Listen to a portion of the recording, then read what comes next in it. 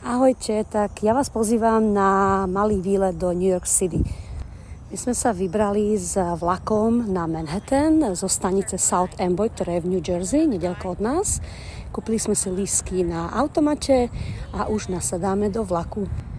Lístok obojsmerný stojí na Manhattan $24 a my ideme s vlakom, ktorý je lokálny, takže bude mať kopu zastávok, cesta bude trvať vyše hodiny. Občas idem na Manhattan od nás Old Bridge, New Jersey aj autobusom. Cena je porovnateľne rovnaká, ale vlak je oveľa pohodlnejší. Autobus je však rýchlejší. Takže závisí, čo je priorita, či pohodlie alebo čas, ako sa dostať na Manhattan. Aj na vlak a na autobus si môžete kúpiť lístky cez web stránku newjerseytransit.com. A toto ma potešilo, že som si vo vlaku mohla nabiť telefón. My sa dnes chystáme do mestskej časti Meatpacking District, kde je výstava sloníkov. Keď toto video pozeráte po októbri 2024, tak táto výstava už tam nie je. Ale toto video vám poslúži ako návod, ako sa napríklad dostať z vlakovej stanice cez High Line na Meatpacking District. Takže my už vystupujeme na stanici Penn Station. Penn Station je vlastne jedna z dvoch najväčších vlakových staníc na Manhattane.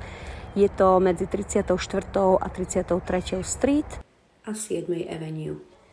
Na Manhattane je ináč veľmi ľahké sa orientovať, pretože keď pôjdete z východu na západ, tak sú to očíslované Avenue a keď pôjdete z juhu na sever, tak máte Streets. My sme sa vybrali po 33.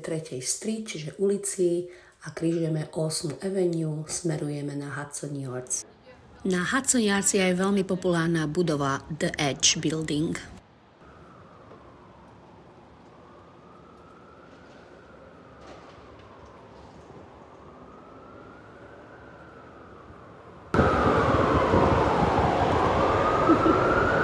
Najpopulárnejšia budova na Hudson Yards je The Vessel. Bohužiaľ je momentálne ešte stále zatvorená. Ale do konca roku 2024 už by mal byť Vessel znovu otvorený. Stále zatvorený je prebieha konštrukcia. A tu máme hneď vedľa Edge.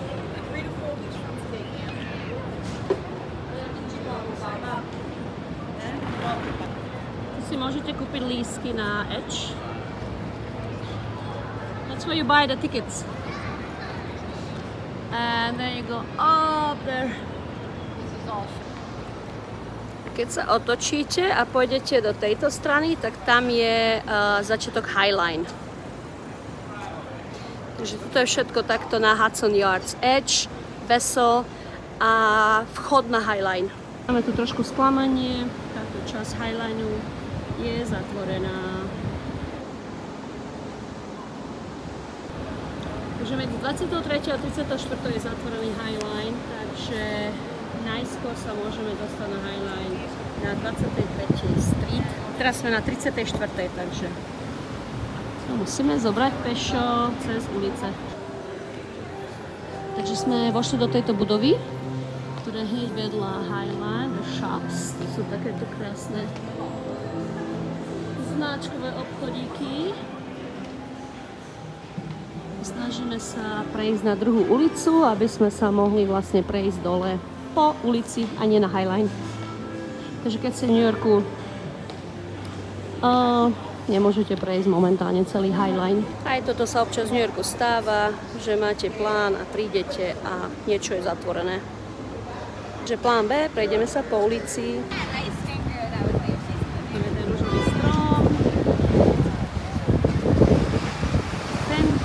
Konštruujú, takže sme sa vybrali dole 10. Avenue.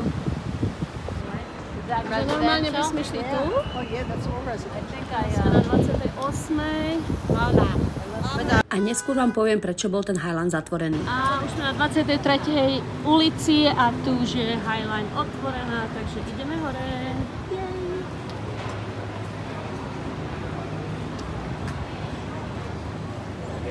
Highline je bývalá železnica, ktorou nosili jedlo do Meatpacking District.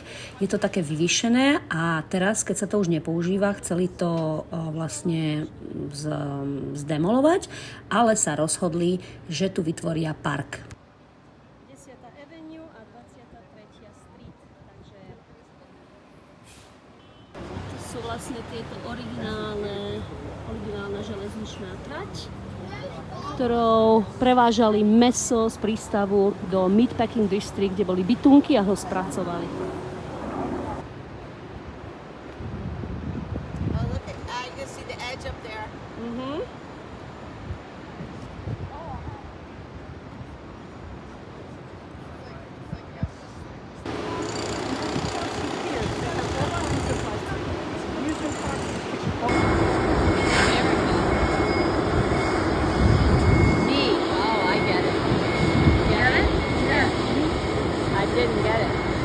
Takže tu nám končí Highline, Gainsworth, je to ulica a tu na tejto ulici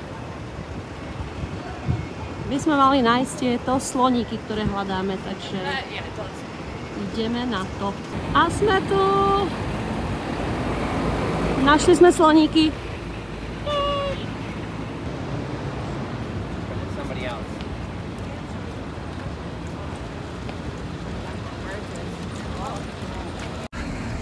Ahojte, dnes som v New York City a prišla som pozrieť exhibíciu The Great Migration of Elephants. Prešli sme sa po Highline a sme tu v Meatpacking District a tu sú takéto super sloníky ručne vyrobené v Indii z takého dreva, skoro je bambusové drevo. Takže super cool exhibícia, keby ste boli do konca októbra v New Yorku, tak sa na to poďte určite pozrieť.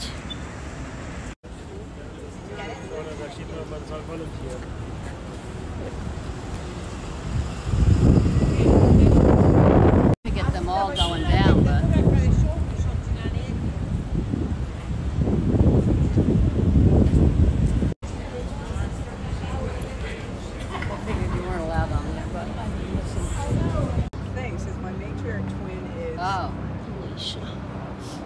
Takže dokonca tieto sloníky si môžete aj kúpiť. Keby niekto si chcel kúpiť takého dreveného slona do obývačky, tak si ho môžete kúpiť, alebo do záhrady. Samozrejme je to na charitu, môžete urobiť aj donation, alebo si toho sloníka kúpiť a vystaviť čo tak kde doma.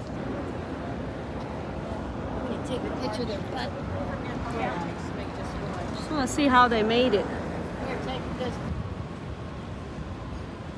No v New Yorku tieto obchodíky s kvietkami.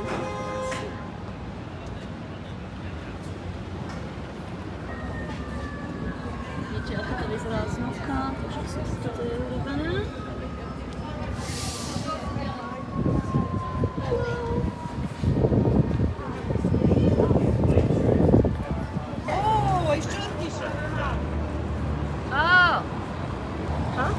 If you follow this right down, That's where you live? that's where I live. I live like 8 blocks from here.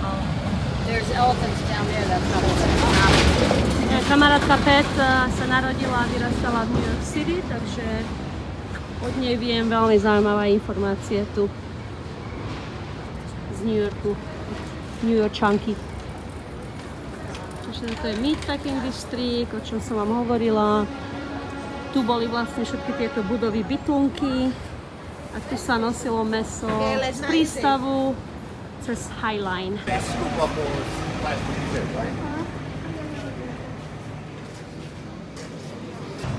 Tu všetko drahé, takže sme nič nekúpili.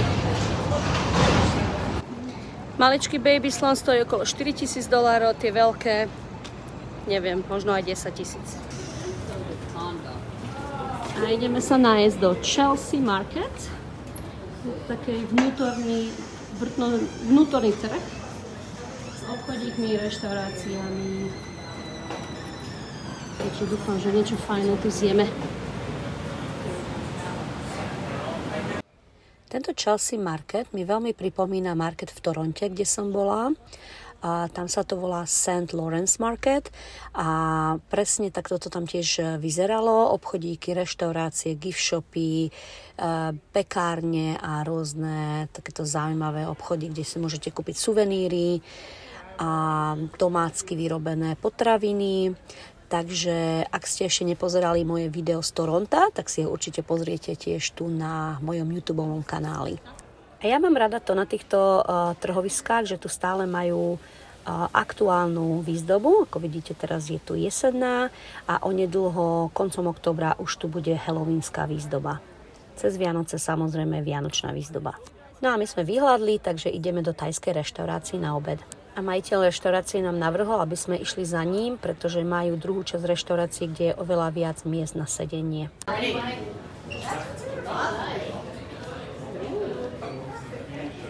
Čašník nám doniesol tu, že tu je viac miesta. Ideme sa natapať. But do you have soy sauce on here? No, it's a tamarind sauce. Tamarind. Mama si dáva to k tomu. Yeah, it's a little bit mixed. Yeah. But you got to try it.